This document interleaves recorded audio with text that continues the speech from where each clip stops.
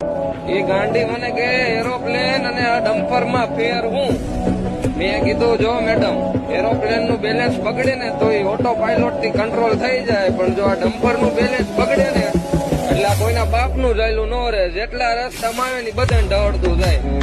એ આ ડમ્પર વાળાની મોત છે.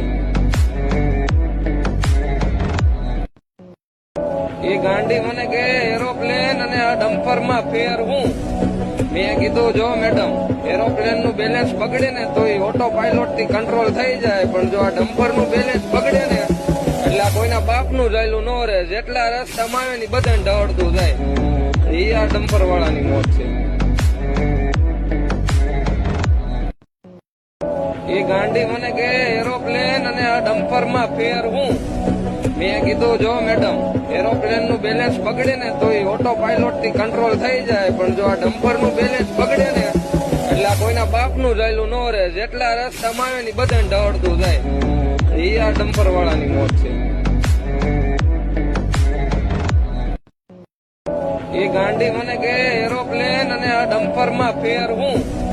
મેં કીધું જો મેડમ, એરોપ્લેન નું બેલેન્સ બગડે ને તો એ ઓટો પાયલોટ થી કંટ્રોલ થઈ જાય, પણ જો આ ડમ્પર નું બેલેન્સ બગડે ને એટલે આ કોઈના બાપ નું જાયલું ન રહે. જેટલા રસ્તામાં આવે ને બધાને ઢળતું જાય.